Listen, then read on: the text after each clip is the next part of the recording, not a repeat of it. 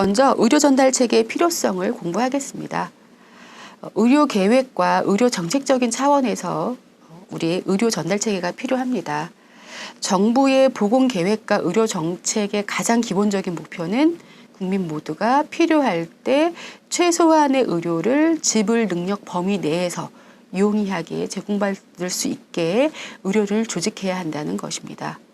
즉, 의료인과 의료시설을 효율적으로 개발하고 활용한다는 것인데요. 이것은 곧 의료자원의 기능을 적정하게 분담시키고 의료자원의 배치를 조직적이고 체계적이고 계획적으로 한다는 뜻일 겁니다. 이러한 개념은 정부가 의도하는 전달 체계의 이제 의미라고 볼 수 있겠습니다.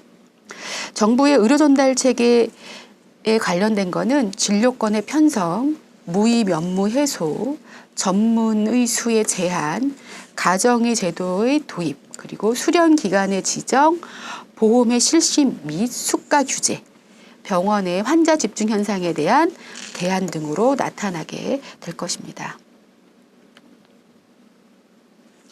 의료적인 이제 자원을 또 우리가 보면서 공부를 좀 더 하겠습니다. 종적인 분야로는 1차, 2차, 3차 진료를 담당하는 의사 또는 초전문의, 전문의, 가정의 등으로 분화해서 이제 분업하게 되었습니다. 자연히 의료시설도 이제 분화하게 되어서 의원, 병원, 종합병원 또는 대학병원 등으로 그 기능이 다르고 또 그 역할이 다른 분업의 형태로 받아들여야 하고 일반의와 전문의도 상하 관계가 아닌 분업 관계로 발전하게 되었습니다.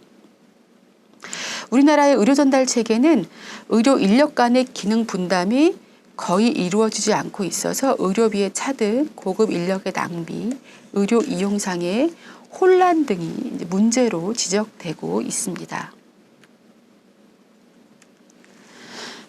앞에서 말씀드린 그 문제점을 조금 더 구분해서 보면은요, 개업비에 대한 이용자의 불신풍조 등과 함께 종합병원에 대한 선호 경향. 그러니까 당연히 환자가 집중하겠죠. 그리고 의료 이용 질서의 혼란은 국민의 의료비를 또 부담을 줍니다. 의원에서 우리가 진료를 받으면 비용이 좀 저렴합니다. 똑같은 감기라고 해도. 그런데 종합병원으로 갈수록 2차, 3차로 갈수록 비용이 조금 증가가 되죠. 근데 우리는 이렇게 생각을 하죠. 일반적으로 좀 좋은 병원에 가서 치료를 받고 싶다. 좋은 병원이라 함은 좋은 의사가 많이 포진되어 있고 시설이 그러니까 물리적인 세팅도 좋고 또 의료를 실시할 때 쓰는 이런 뭐 기구라고 할까요? 기계라고 할까요? 그런 것들이 최신의 좋은 걸 쓸 거기 때문에 내가 혹시 이렇게 작은 병원에 가서 진료를 잘못 받으면 어떡하지? 라는 생각을 하는 거죠. 그러다 보니까 대형 병원을 선호하게 되고 환자들이 많이 몰리는데 근데 환자는 그만큼에 대한 의료비를 지불을 해야 됩니다. 그러니까 또 의료비 부담이 또 가중되죠.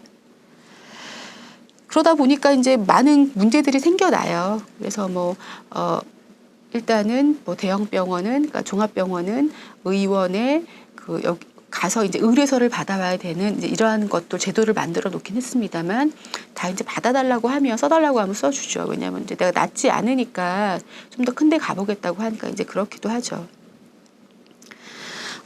이러한 어떤 의료적인 제도가 국민들의 보건을 증진하는데 역할을 해야 되는데 이제 앞에서 얘기한 이러한 문제점들이 조금 국민 건강을 증진하는데 좀 저해하는 요소로 우리가 이해하고 있습니다.